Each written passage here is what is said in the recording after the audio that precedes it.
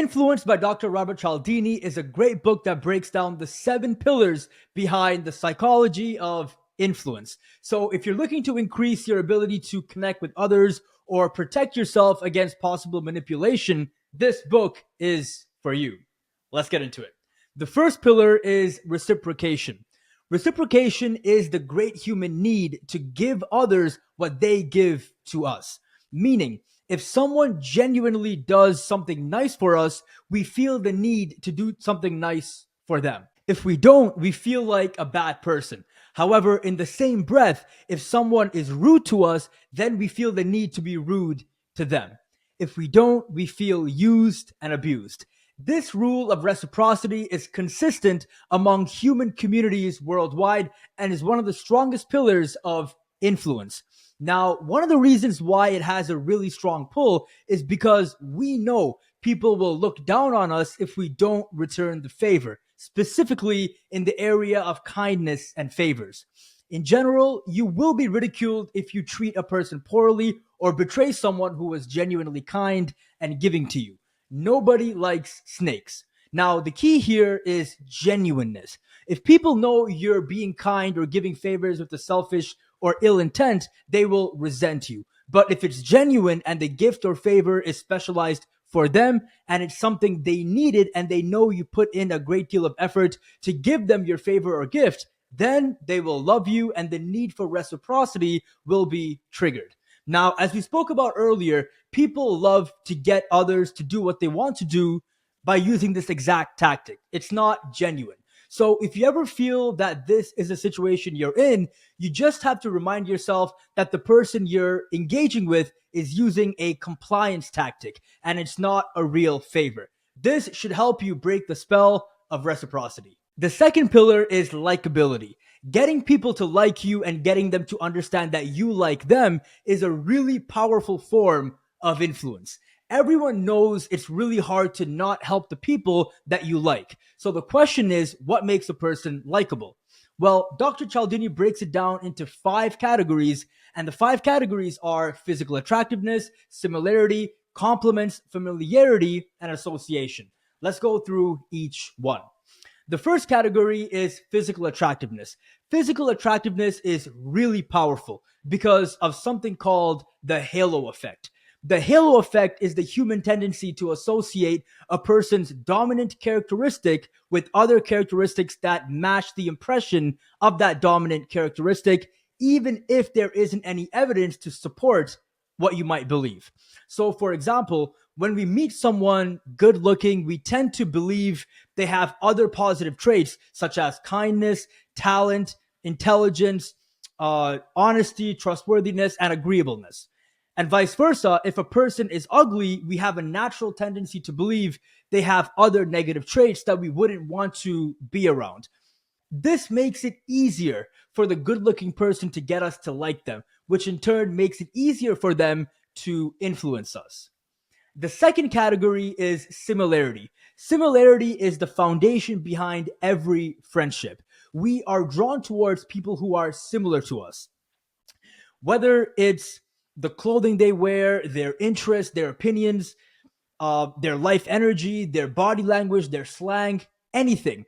If they are similar to you in some way, shape, or form, you will have positive feelings towards them. The third category is compliments. This one is pretty obvious because everyone loves a genuine compliment. So, genuine praise makes people happy and it draws them towards you. The fourth category is familiarity. Consistently coming across someone in a positive environment makes them more approachable and makes it easier for us to like them. For example, if you go to the gym, I guarantee the first real conversation that you had with most of the friends you've made in the gym took place after you saw them at the gym a few times already. This is the principle of familiarity in full effect. Now, there is a more powerful way to use this principle. The most powerful way to use the familiarity principle is to consistently put individuals in situations where they must exercise mutual effort to achieve a mutually desired goal. This produces a really strong bond between everyone involved. People who've played sports, been in the military, or accomplished something complex with the help of multiple people understand this type of bond. It creates a brotherhood and a friendship that is unlike any other, right?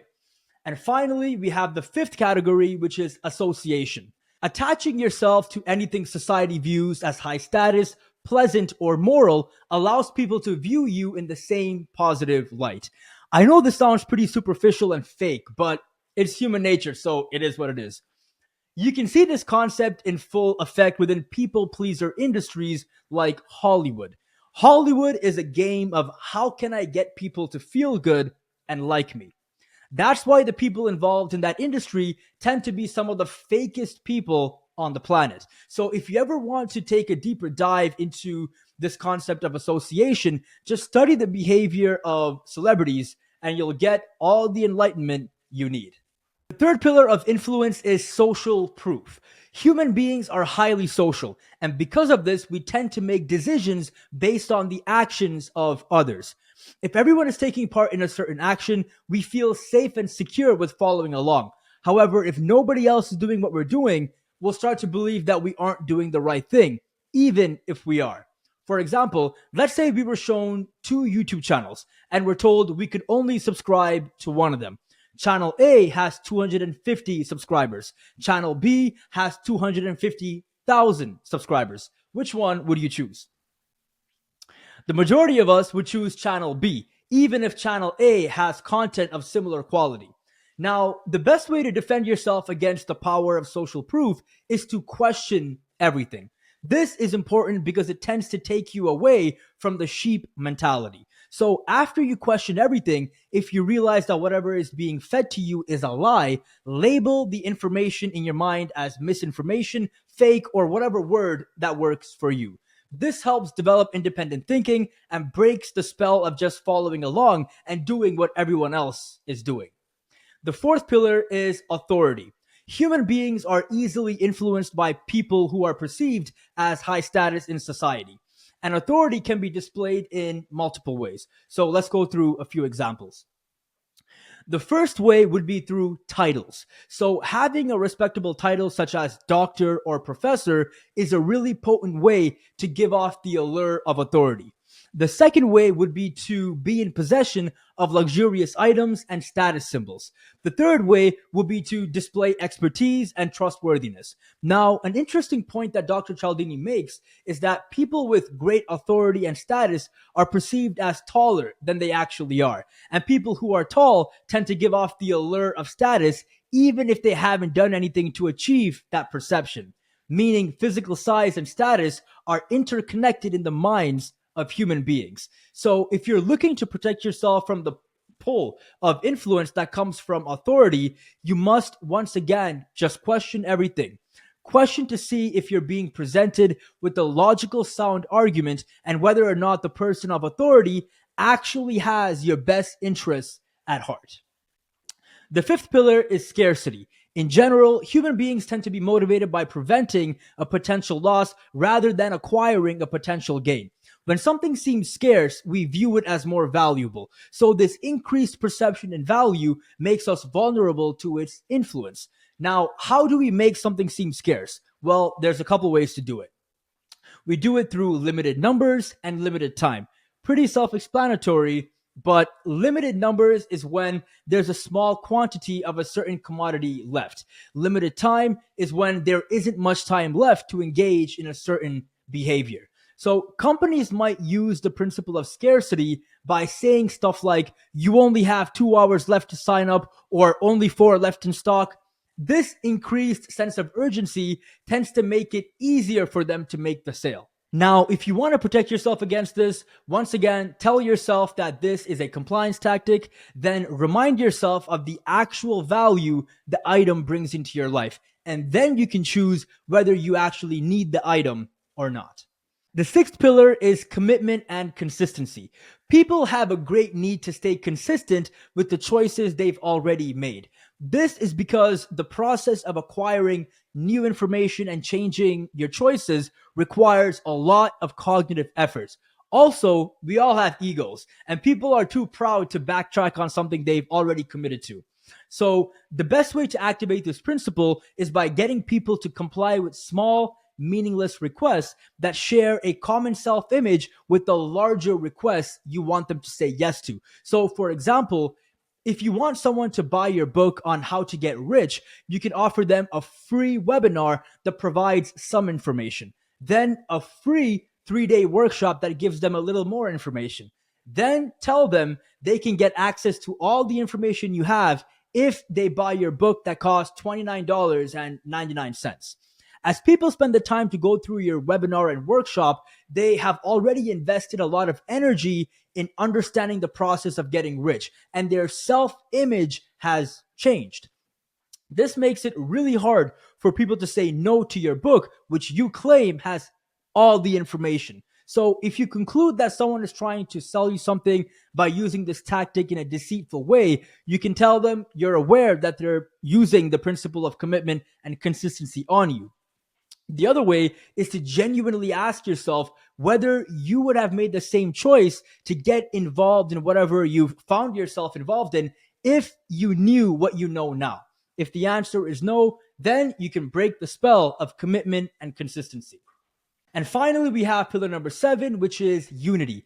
The unity factor has to do with bonding over certain identities like nationalism, ethnicity, political affiliations, religious affiliations, family, sports teams, same city, hometown, neighborhoods, and more.